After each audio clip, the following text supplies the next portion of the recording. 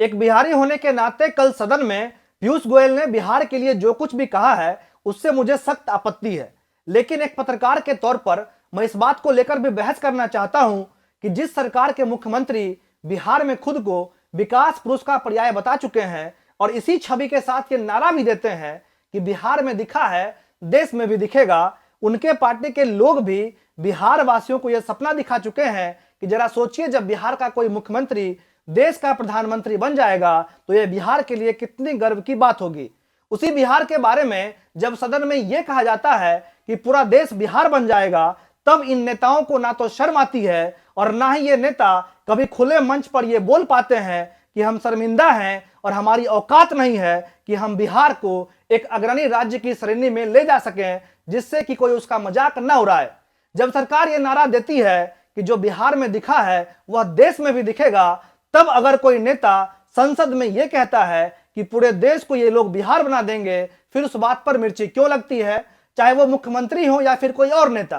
किसी मंच से यह बोल देना कि आप लोग तो जानते ही हैं कि हम लोग काम करने वाले लोग हैं, हम तो बस काम करते हैं, और इतना बोलकर मुस्कुरा देना ताकि लोग समझ जाए कि हमारे मुख्यमंत्री साहब तो बिहार को अमेरिका बनाने में लगे हुए हैं और ये तो राजनीतिक दुश्मनी है जिसकी वजह से बिहार बदनाम हो रहा है। अच्छा, एक बात बताइए, आपने किसी राज्य के मुख्यमंत्री को यह कहते हुए सुना है कि हमारे राज्य में लोग मर रहे हैं और इस बात का हम खूब प्रचार करेंगे? लेकिन बिहार के मुख्यमंत्री इस बात से खुश होते हैं कि उनके राज्य के लोग शराब पीकर मर रहे हैं, और खुश इसलिए होते हैं क्योंकि उनका मानना है कि शराब पीने से लोग मर जाते हैं, और चूंकि शराब पीकर लोग मर भी रहे हैं तो उनको खुशी है कि उनका बोला हुआ एक एक बात सच साबित हो रहा है। लेकिन बिहार के मुख्यमंत्री नीतीश कुमार में इतनी शर्म और हया नहीं बची हुई है कि वे खड़े होकर सदन में माफी मांगे और ये कहें कि पिछले 6 सालों में हमने शराबबंदी को सफल तरीके से जमीन पर नहीं उतारा है और इसके लिए हम शर्मिंदा हैं। जिस छपरा में 100 से ज्यादा लोग जहरीली शराब पीकर मर गए, उसी छपरा के मशरफ में थाना से महज 1 किलोमीटर पहले खुलेआम जहरीली शराब बिक रही होती है और शराब पीने वाले लोग आराम से बैठकर चखना के साथ शराब पार्टी कर रहे होते हैं। यह भी मुमकिन है कि थाना हफ्ता लेकर अपना राजस्व बढ़ा रहा हो, लेकिन सरकार यह बात कबूलने को तैयार नहीं है कि बिहार में प्रशासन का इकबाल समाप्त हो चुका है। उल्टा जब यह पूछो कि जंगल राज आ गया है क्या, तो मुख्यमंत्री साहब हंसकर बोल देंगे कि जंगल राज नहीं, यहां तो जनता का राज है। भले ही स्वास्थ्य व्यवस्था, शिक्षा व्यवस्था, प्रशासन व्यवस्था, सामाजिक ताना बाना बवासीर का शिकार हो चुका हो, लेकिन मुख्यमंत्री साहब तो जनता का राज बोलकर निकल लेंगे। बिहार का एक परिवार ऐसा नहीं है जिस परिवार के लोग फर्जी मुकदमे या फिर फालतू के कोर्ट के चक्कर लगाने से परेशान ना हो।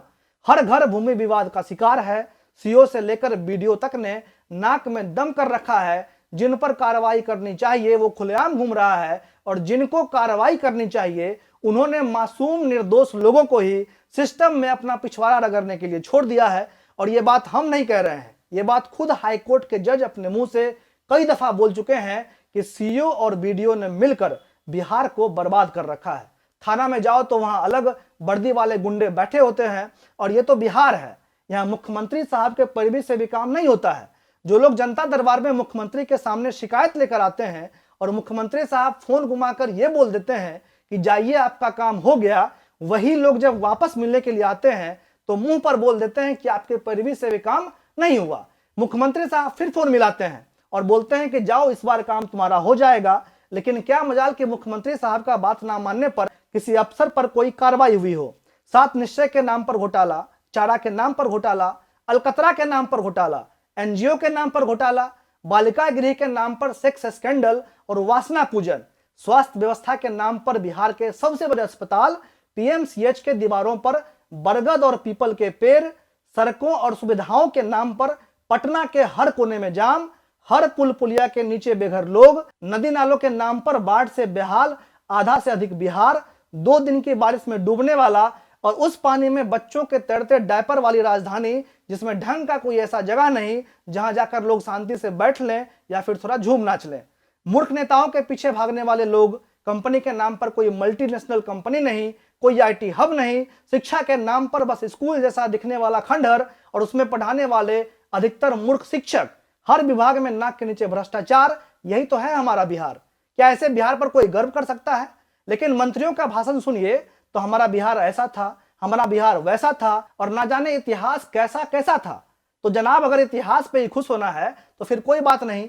नंगे भूखे कुपोषित बच्चे भी मुद्दे नहीं, रोजगार भी मुद्दा नहीं, बाढ़ भी मुद्दा नहीं, बस इतिहास जपिए और खुश रहिए। एक किताब छपवा दीजिए बिहार के इतिहास का, और जब कोई फिर बिहार के वर्तमान को लेकर बिहार को बदनाम करे तो किताब उसको भेंट में दे दीजिए। और अब सदन की बात। पीयूष गोयल ने जब मनोज झा को टोकते हुए यह कहा कि इनका बस चले तो ये पूरे देश को बिहार बना देंगे, तो सदन में बैठे सभी बीजेपी नेता हंस पड़े। खुद देश के उपराष्ट्रपति और राज्य के सभापति भी अपनी हंसी रोक नहीं पाए, क्योंकि उनको लगा कि बिहारियों को तो आदत है अपमानित होने का। लेकिन जब इस बात ने तुल पकड़ा तो बड़े सदन में पीयूष गोयल साहब ने माफी मांगते हुए इंग्लिश में कहा कि उनका इरादा किसी को तकलीफ पहुंचाना नहीं था और वो अपनी बात वापस लेते हैं। लेकिन सोचने वाली बात यह है कि क्या बोला हुआ शब्द वापस लिया जा सकता है? उसे तो पूरे देश ने सुन लिया। तो पीयूष गोयल साहब, बात यह है कि जिस सत्ता के नशे में आप चूर रहते हैं, उस सत्ता में बिहार के लोगों ने 39 सांसद चुनकर भेजा है। और बीजेपी जो अपने आप को सबसे कर्मयोगी बताती है, उसी बीजेपी के केंद्रीय मंत्री स्मृति ईरानी जब अपने संसदीय क्षेत्र अमेठी में एक लेखपाल को सिफारिश करने के लिए फोन करती हैं, तो सामने से लेखपाल उन्हें पहचानने से इनकार करते हुए पूछ देता है कि आप कौन स्मृति ईरानी हैं। और तब उन्हें यह बताना पड़ता है कि मैं यहां से सांसद हूं, जिस पार्टी के नेता खुद को सनातन धर्म का ठेकेदार बन बैठे हैं। कौन भगवा पहनेगा, कौन नहीं पहनेगा, खुद सेंसर बोर्ड बनकर ये निर्णय करने लगे हैं कि किसकी फिल्म चलेगी, किसकी नहीं चलेगी। वैसी पार्टी विकास के नाम पर किसी राज्य का मजाक न उड़ाए तो बेहतर है।